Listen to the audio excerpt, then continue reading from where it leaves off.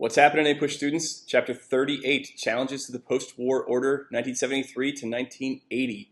The three kind of big concepts we're going to be looking at in this chapter: one, political scandals, Watergate and its effects on America. Two is the stagnant economy and various presidents' efforts to try to combat it.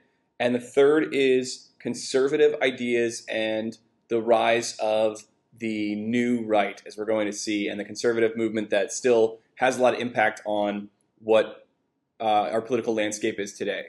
You're also going to maybe be a little confused because there's a lot of context, things that are preceding this, and the way I do this in order in my classes, we actually do chapter 38 pretty early on in the year.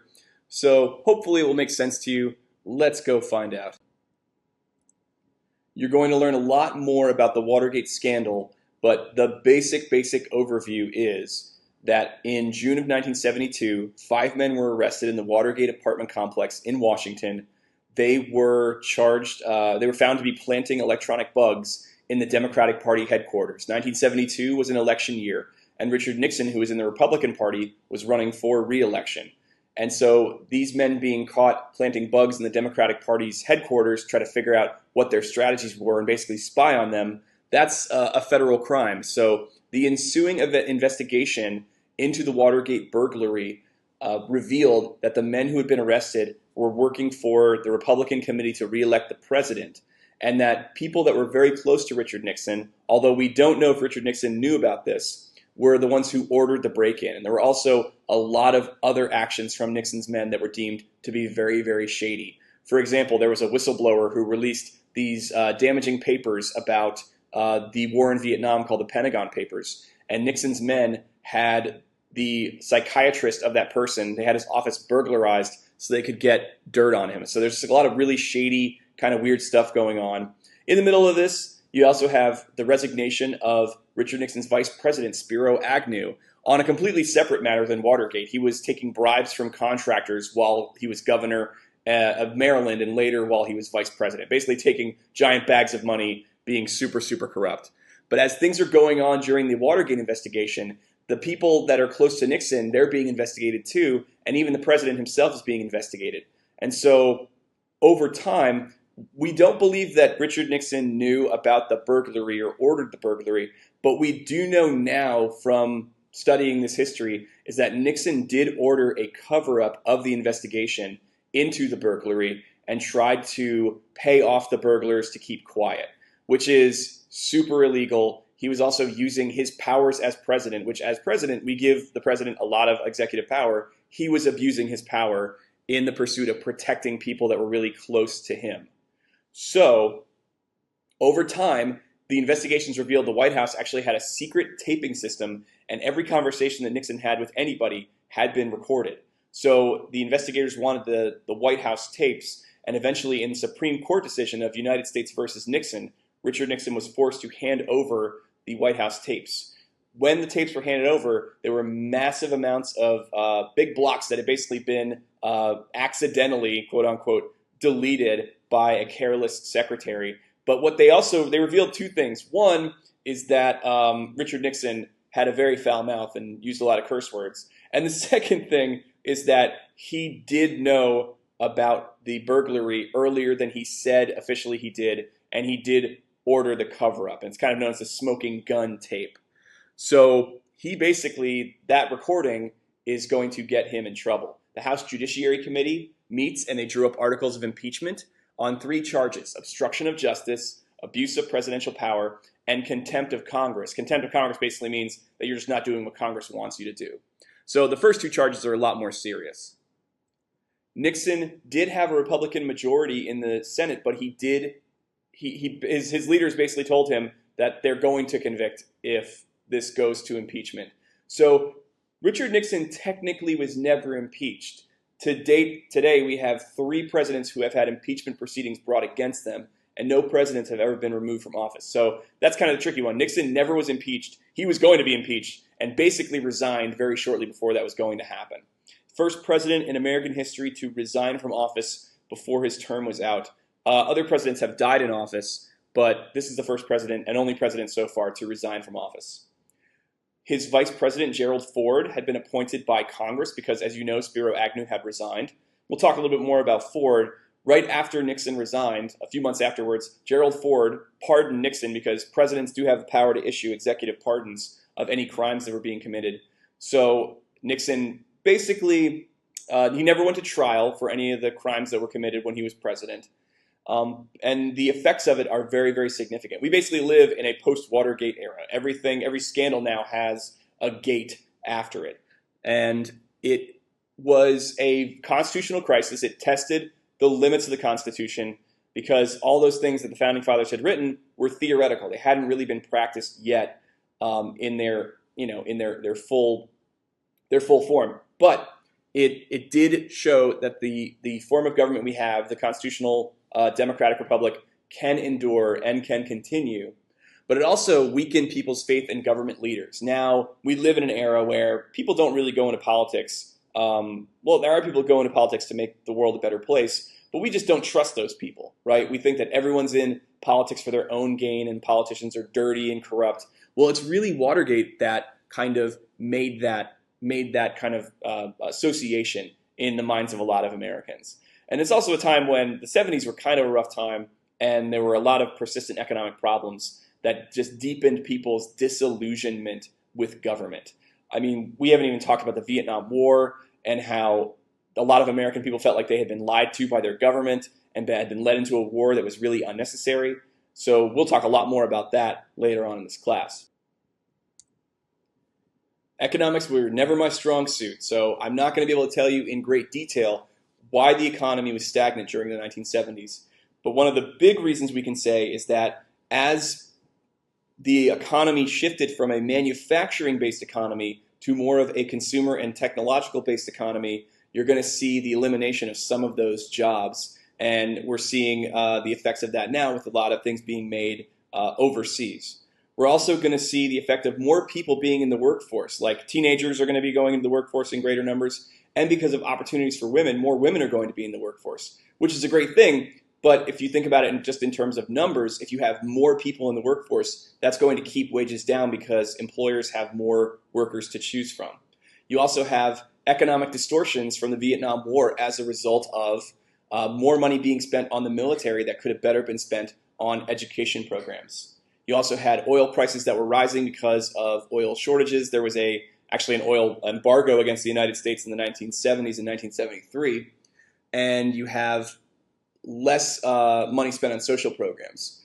And this led to a stagnation in the economy and also inflation where prices are going up, which was kind of given the term stagflation during this time period. So wages aren't going up, but prices are going up on everything. So suddenly the money that you could normally use to pay for all the things you need, you just can't afford those things anymore because those things are just too expensive. You're not spending money on anything different, but it's just everything's too expensive. So Gerald Ford, what do we need to know about him? Fun fact, presidential trivia, he's the only president who was never elected vice president or president. He was appointed to the vice presidency by Congress after Agnew resigned, and he became president when Nixon resigned, and he's not going to win the 1976 election. Spoiler alert. What do we need to know about him? He attempted a peaceful policy with the Soviet Union, and the Helsinki Accords were basically an agreement that allowed a little bit of an easing in relations between the United States and the Soviet Union. This period of eased relations is called détente. It's a French term, basically meaning like an easing in a strained relationship. So you will learn a lot more about the Cold War and about how we thought the communist Russia were enemies that were going to take over the world, and we almost came to the brink of nuclear war in the 1960s. But during the 1970s, things are kind of easing up, and that's the policy that Ford is going to pursue. His pardoning of Nixon was not well received at the time. People thought that there was some kind of crooked deal going on between Ford and Nixon. Think about how jilted people were from the Watergate scandal.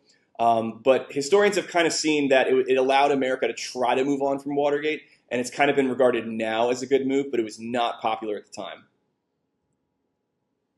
During Ford's presidency, the Vietnam War officially ended. American aid, Americans actually withdrawn troops from Vietnam, South Vietnam, by 1973, and the North and the South were continuing to fight. You're going to learn a lot more about this later on in the class, but the war continued between South and North Vietnam for 2 more years, and it ended when the North Vietnamese Communist Army overthrew the southern government and occupied the southern capital of Saigon. This is a really famous picture of people trying to flee from Saigon because they're worried about what the communist northern Vietnamese are going to do for people that worked in government or collaborated with the Americans. And so you are going to see that about 500,000 South Vietnamese refugees are going to be brought to America because they had worked closely with Americans during the war. The estimated cost of the war was about $118 billion and 56,000 Americans dead and over 300,000 wounded. And this doesn't even account for the number of veterans who came home with very, very significant PTSD or other problems. The other, kind of more more abstract cost of the war was going to be kind of the reputation that America had as a global superpower and as kind of a bringer of democracy and people who try to protect freedom. It kind of was a black eye for America and a sad chapter in American history that people have regarded was maybe an avoidable war. The civil rights movement in the 1950s and 60s was focused a lot on the rights of African Americans in terms of voting and political participation and ending discrimination in schools and public places. But the civil rights movement is going to invigorate other groups of people who are trying to push for more rights and protections. So women during this time, during second wave feminism, gain a lot of legislative and judicial victories that are going to provide more rights and protections for women. Title IX famously prohibits sex discrimination in federally assisted educational programs or activities, which especially is going to create a lot of opportunities for girls and women's athletics at schools and colleges. You also had a push again for the Equal Rights Amendment, which was originally proposed by suffragists in 1923, shortly after the 19th Amendment was ratified, which gave women the right to vote. And the Equal Rights Amendment essentially said that the government shall not make any discriminations based on sex. And during the 1970s, it actually did win congressional approval to become an amendment. Now, the way amendments work is that Congress can approve and then it gets sent out to the states. And 3/4 of the states need to adopt the amendment. And when that happens, all the other states have to accept it. It becomes an amendment to the Constitution. So when it went out in 1972, it had originally about a 6-year expiration date. And we're going to see that some states are going to quickly adopt it, but there's kind of a stall in why it's going to happen. And we're going to talk about that a little bit later. So some Supreme Court decisions that gave more protections to women. Sex discrimination in legislation and employment were made illegal through the Supreme Court cases of Reed v. Reed and Frontiero versus Richardson. You don't have to know those. The most important Supreme Court case you need to know regarding women during this time is Roe versus Wade from 1973. And this is where the court struck down laws that prohibited abortion, arguing a woman's decision to terminate a pregnancy was protected by the constitutional right to privacy. This is still a very controversial Supreme Court decision, and it's still being challenged to this day. There was also some backlash against this feminist movement. People felt that women gaining more rights and going into the workplace was going to challenge the traditional family structure and was going to lead to a corruption of society, essentially. So anti-feminists kind of blamed the women's movement for a rising divorce rate. And between 1960 and 1976, the divorce rate does triple. Now, whether or not it's because of women gaining more rights or women being able to actually have more abilities to divorce, that's certainly up for debate. The Catholic Church and evangelicals have organized powerful movements that opposed abortion, and this is still one of the very social issues that is still very, very controversial and still relevant for us today. The Equal Rights Amendment was challenged by the Stop ERA movement, led famously by Phyllis Schlafly, pictured here. She believed that the ERA would threaten the family structure And she scared a lot of people by saying that, if the ERA were ratified, that then women would be drafted into the military because there's no discrimination between men and women. It ended up, this efforts and others, it was successful in stopping the ERA from being ratified. The deadline was extended to 1982, and it was short 3 states. You needed to have 38 states out of 50 to ratify it. So here's a really interesting kind of side note about this, is that after 1982, it technically expired, and it's still an ongoing issue because during that time, 5 states have actually rescinded their support for the ratification, which means they took it back. And then 3 states actually ratified the amendment after the expiration date, the most recent one being the Commonwealth of Virginia in 2020. So now you're seeing this constitutional issue being played out in the courts and in public discourse about whether or not, since 38 states have ratified it, even though it's after the expiration date, can that not be enough to compel this to become an amendment to the Constitution? None of you have lived through the ratification of an amendment, and I've only lived through one, so it would be really interesting to see if that's going to happen. So some effects of second wave feminism. Well, there are some successes in terms of legislative protections and chipping away at discrimination against women. And the women's labor force did increase, and a lot of major professions were open to women that weren't before. But this still kind of continues the role of women in society and the way women are treated. We have other recent movements like Me Too that kind of are trying to address issues of sexism and discrimination. So this is certainly still relevant for us today. When segregation was challenged in the 1950s and 60s, and when the Civil Rights Acts were passed, that was a great victory in producing more equality in America. However, the thing you have to keep in mind is that 2 separate societies had been developing for almost all of American history. So you can desegregate schools with the Brown versus Board of Education decision, but where you go to school is determined by where you live. And if you're still living in a poor neighborhood that is predominantly with people of color, then you're going to continue to be in an underfunded and underserved school. So people were grappling with how you address those generations of inequality to really produce a more equal society. The Supreme Court and legislatures tried a number of things, and you're going to see some backlash against these in the 1970s. 2 of the most controversial of these was affirmative action and busing. Affirmative action is basically setting a diversity quota and requirements that businesses, colleges, and public institutions hire a certain number of people of color or other minorities. Those are going to be challenged and continue to be challenged with an accusation that they are reverse racist against white people and that they're not actually recruiting the most talented candidates, but instead of being forced to adhere to some kind of requirement. And busing is basically the idea of taking kids from all over the city. Great, a lawnmower. Taking kids from all over the city and moving them to different schools. So instead of going to the school that's closest to you, you might be going a little bit farther and you might be bused to another school, because that means the populations of all the schools are going to kind of be interspersed, and there's going to be more integration, and presumably there's going to be more equality and equal funding for all these schools.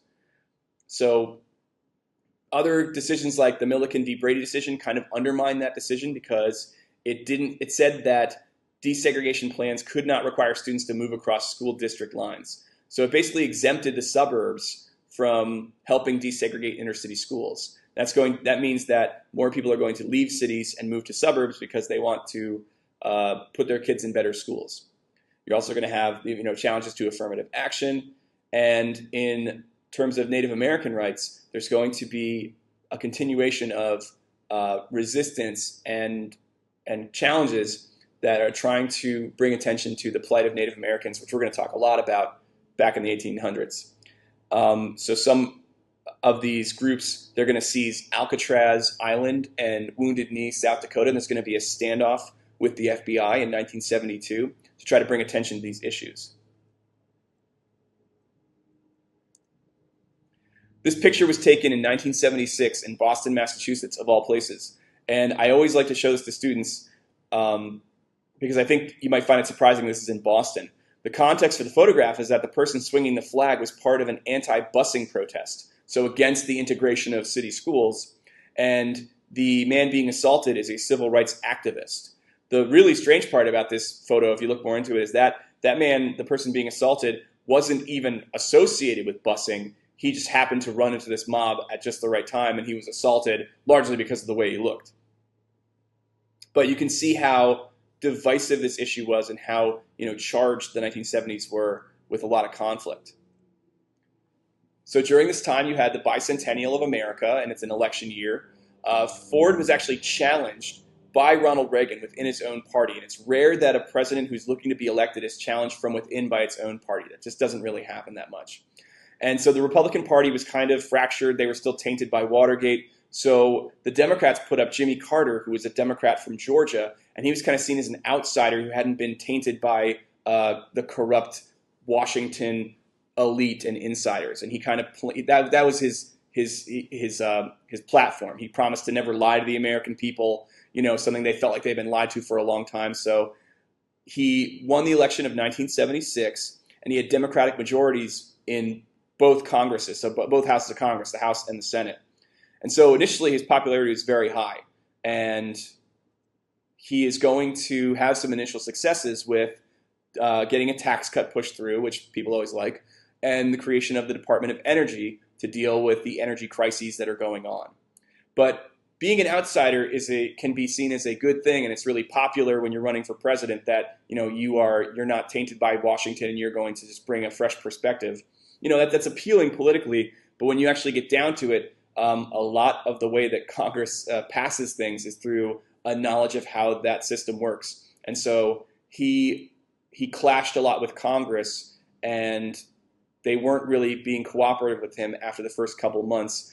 And he also kept a lot of his older advisors from Georgia really, really close to him, and didn't have a lot of people who were familiar with Washington politics close to him kind of helping him out. So this honeymoon with Congress and with the American people isn't going to last long, and we're going to see that Jimmy Carter is going to be a one-term president.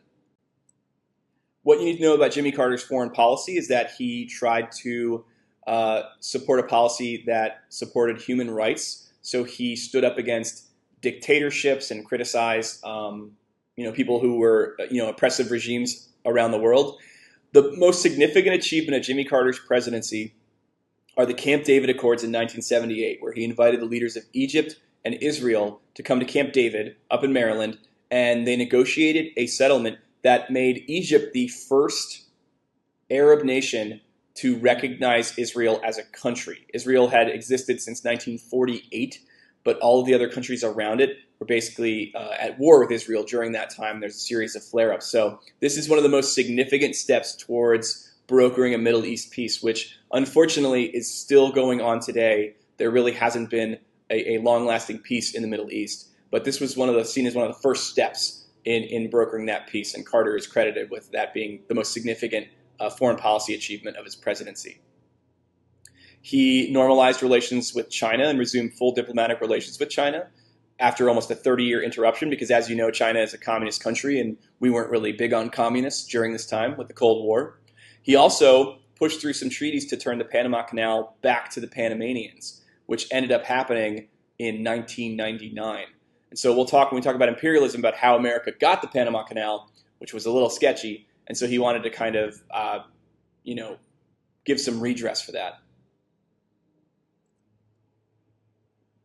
But the economic problems that persisted during Ford's presidency and Nixon's presidency are going to continue during Carter's presidency, and no president is going to really be able to effectively address it. There also was an oil crisis because in Iran, the leader of Iran, pictured to the left, was called the Shah. That was his title, and his name was Shah Pahlavi. He was a pretty oppressive leader, and backstory, in the 1950s, he had actually been put in power by the Americans and the British because they had elected a socialist leader who was going to take over the oil reserves in Iran. Iran's a very oil-rich nation. And so America, the CIA, kind of engineered his overthrow. So Iranians weren't really keen on America to begin with. They felt that we were interfering with them. So there was a lot of anti-American sentiment, and the Shah was kind of seen as a pawn of America. This is going to get us in some trouble a little bit later in 1979. So when he was overthrown, really extreme religious radicals took over and basically made a theocracy, a religion-run government in Iran that is the government of Iran today. And the person pictured to the right is a guy named Ayatollah Khomeini, who was the first supreme leader of Iran after the Iranian Revolution. Because of the Iranian Revolution, the oil production was kind of disrupted because the country is in chaos. And so that led to oil prices just skyrocketing and driving up inflation. So Carter blamed the inflation on the nation's dependence for foreign oil, and he suggested conservation measures, but Americans weren't really keen on doing that. So we were caught in a second oil crisis in the 1970s. So Carter went to Camp David in 1979 in July, and he stayed out of view for 10 days, and he called in over 100 leaders to give their views to try to figure out what is the problem. And his speech was really, really interesting, and I hope we're going to read it as a class. It's called the Crisis of Confidence speech, where he talks a lot about, that America is facing a moral and spiritual crisis, and that we're too concerned with material goods. And initially, it was kind of well received, but the backlash afterwards is that it kind of seen as he was being down on America. It was called the malaise speech. Malaise is a hazy feeling of being unwell. He never actually used the word malaise, but he was labeled with being like negative about America and America's direction. And so shortly after that, he fired 4 of his cabinet secretaries, which is never a good sign when the president fires a lot of the people close to him. And he just took the people that were, his guys from Georgia and kind of kept them close to him. So you're going to see public opinion for Carter is going to go down, and the oil crisis is going to continue. So the backdrop for this is the growth of the conservative movement. The conservative movement in the United States, as we know it today, really started in the 60s, but it's going to gain a lot more traction during this time because of these domestic crises. Conservatism is associated with the Republican Party today in large part because of the New Deal, which were government programs in the 1930s that were a response to the Great Depression and involved a large amount of government spending and government programs. After World War II, the size of the federal government continued to grow even more, to a point where conservatives argued that the government had become too large and regulations were harmful to business. They favored a free market, which basically meant an economy that was free from regulation to allow people to trade as freely as possible.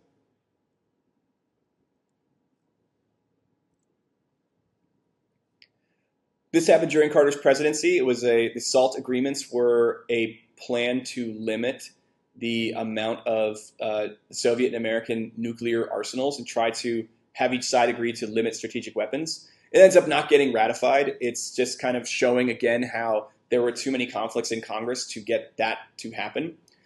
Then in 1979, later in 1979, the American embassy in Tehran was seized by religious extremists, and a number of embassy workers were held hostage by the Iranian government.